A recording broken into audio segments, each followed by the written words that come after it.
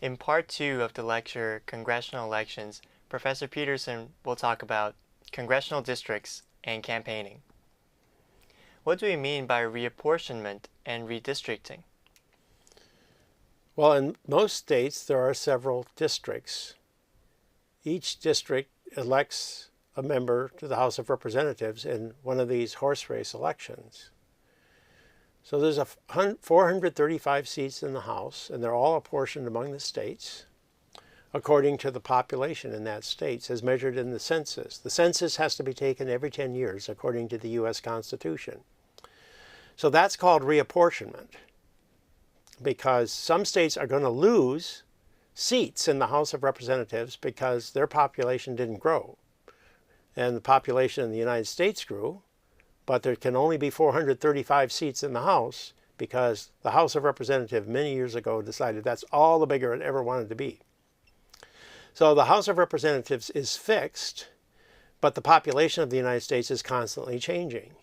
So that means that you've got to have more representatives in Texas and fewer representatives in Massachusetts, because Massachusetts is not growing and Texas is. So there's going to be a reapportionment, a reassignment of some seats to the growing states away from the states that are not growing or even declining.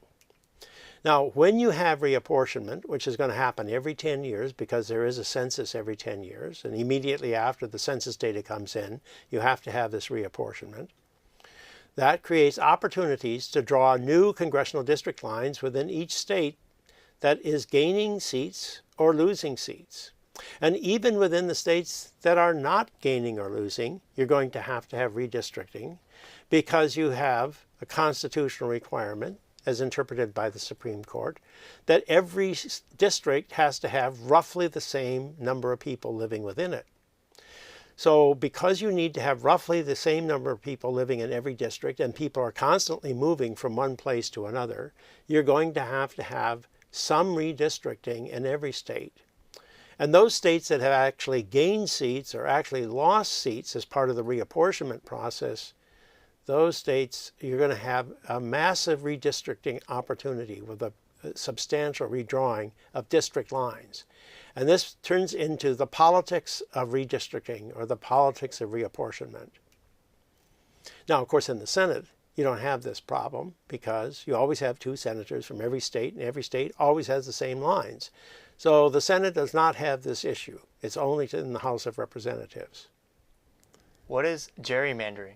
Well, gerrymandering is the name that's given to a lot of the redistricting processes that go along, that have taken place. It has its origins in the 19th century when they did all kinds of scandalous things, when they sometimes drew districts that were very large in numbers of people and other districts that were very small because they didn't have the same constitutional requirements placed upon them by the Supreme Court that we have today.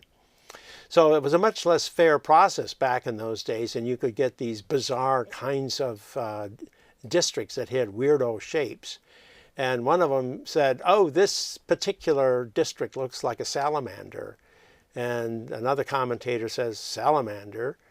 No, it's a gerrymander, because Elbridge Gerry, who was a member of the House of Representatives at the time, was an important player in the drawing of these district lines. And so that's where the name gerrymandering comes from. It means to redistrict within a state in such a way as to produce an outcome that favors your political party in an extreme fashion. Gerrymandering is an extremely unfair way of undistricting. If there's gerrymandering, is restricting in the U.S. fair?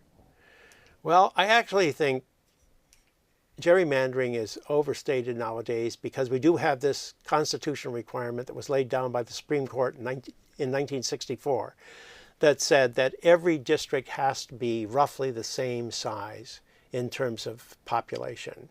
So every member of Congress in the House of Representatives represents roughly the same number of constituents. So in that fundamental sense, it's pretty fair. But within that fairness rule, there can be a lot of opportunities for partisanship.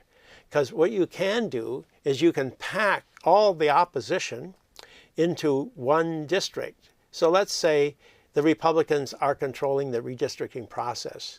Well, what if they put all the Democrats, and let's say the state just has 3 districts, and there's roughly equal strength to the 2 political parties. Well, you could pack all the Democrats into one district, and then you could pretty much capture the control of the other 2. So you'd be guaranteed 2-to-1 every time. So one idea is to pack your opposition into all into one place and then get the rest. Now, it's a little risky to do that, because if you don't do it carefully enough, you may be split so much down the middle that your district becomes pretty unsafe. So what you get more often is every incumbent tries to make sure their district is as safe for them as possible than this extreme packing strategy. So really, redistricting has become incumbency protection more than anything else. But there has been a demand that we have majority-minority districts. Now that means packing all the African Americans and all the Hispanics into one district.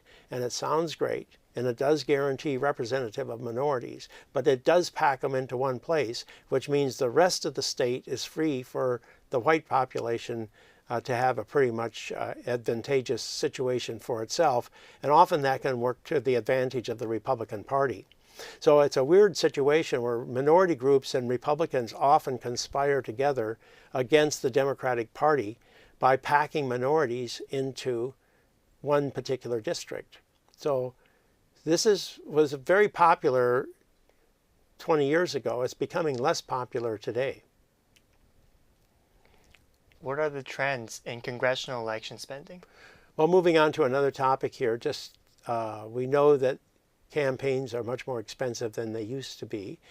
What's not realized is that money isn't always that important. Incumbents can raise a lot of money, but they probably don't need it because they have this huge incumbency advantage. The dollars are much more important to the challengers.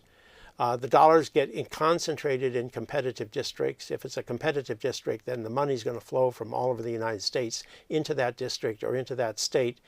But we do know that there can be powerful interest groups in particular circumstances. And we know that this is leading to the nationalization of politics. And it's all being driven by this ever increasing cost of campaigns. I just want to point out to you, back in 1974, there was probably about $100,000 being spent per congressional election. I was involved in a congressional campaign in 1963. I was the campaign manager. My professor was running in the Democratic primary, and we won that primary, got to the general, and we had $25,000 to run that election. Of course, we were the challenger. We lost. But when I think now that they've got $2.5 million to spend, we had $25,000. Wow. And the challenger actually does not spend as much as the incumbent, even though the incumbent has many other advantages as well. How does strong incumbency advantage affect the competitiveness of modern congressional elections? Well, one thing they do is they scare off contenders. One of the reasons we ran in that election way back in the 1960s was because we thought that we had a chance of winning. And we thought we had a pretty good candidate. So we did come pretty close. And that's the way you always think about it. Why run if you don't think you can win? And so if you raise a lot of money as an incumbent, then you can scare off challengers. And so then you have a less competitive race if you don't have a strong opponent against you. So anytime you can use your incumbency advantage to weaken the opposition before it even gets started, the incumbent has lots of leeway. In the legislative process, they can vote with their party. And the public is not going to even know about it because it takes a strong challenger to get the public informed. What strategies do challengers adopt against incumbents? Well, if you want to run, in a congressional campaign, get yourself elected, be careful, pick the right context. Wait till next time, maybe. You've got to wait for a vulnerable incumbent. You've got to wait for one that's had a personal scandal. Of course, you usually don't find out about that until the middle of the election, so maybe you can hope for a personal scandal. It's more easy to find an incumbent out of touch with the district. Maybe they're a party leader, and you think you can beat them because they have to spend more time focusing on national problems than district problems. Or maybe the district has fallen out of step with the national political party. And if that's the case, then you can accuse your member of voting with the national party instead of voting with district opinion. So those are the ways in which challengers try to win. It's very, very tough. Is all politics local? What are coattails? Well, the opposite of local politics is coattail politics. That is to say, you run on the presidential coattails. And they work the best in elections where the president is running for re-election.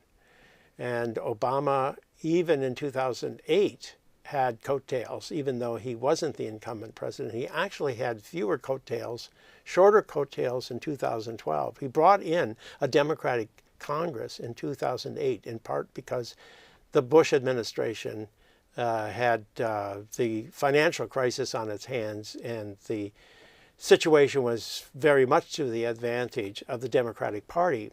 And it was to the advantage of the Democratic Party all the way up and down the line. So where the president ran strong, Democratic candidates ran strong. That's what the coattail effect is. It's when the president, by running strong, can bring other people into office on the presidential coattails. But they don't work much in off-year elections because the president's not on the ballot. So those coattails, which were so powerful back in 2008, are not going to be operating in 2014.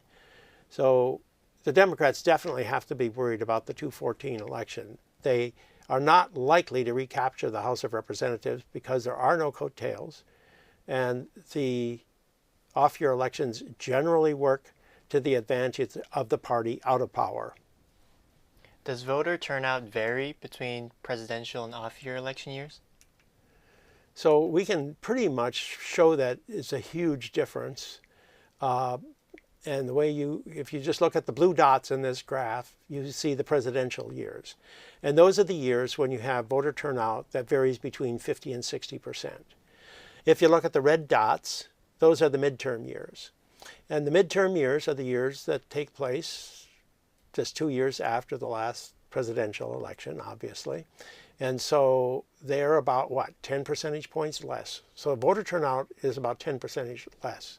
So that's why people think 2014 is not good for the Democrats. It is good for the Republicans in general, not in any particular specific place, of course, because, first of all, people vote against the party in power in off-year elections because they're unhappy with the president for one reason or another. And it's especially true in a president's second term. There's nothing more unpopular than a second-term president 2 years out. And that's could very well be the case again in 2014.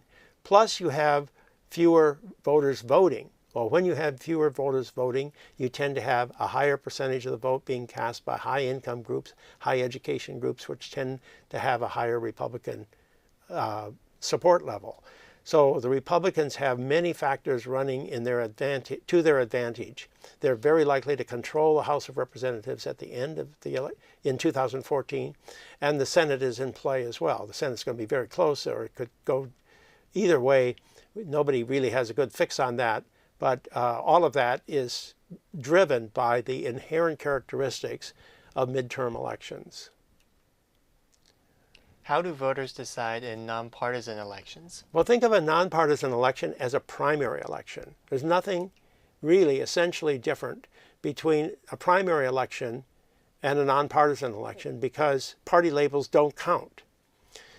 You don't have them on the ballot in nonpartisan elections. In primary elections, the party labels are on the ballot, but they're all belong to the same party. Everybody's a Democrat in the Democratic primary. Everybody's a Republican in the Republican primary. So party labels don't count. And so people have to use other voting cues. And so they can use gender or ethnicity or occupation or personality quirks. Anything can happen. And also you tend to have low turnout. Just like primary elections have low turnout, caucuses have very, very low turnout. Nonpartisan elections can have very, very low turnout. So we're going to have a nonpartisan election here in Boston this fall, where we have all these candidates who have, the polls say, about similar levels of support. We'll see how that works out on election day. But if you want to see a nonpartisan election process as it moves forward, how the campaign goes, just keep your eye on the Boston election this fall. Next lecture will be on Congress in action.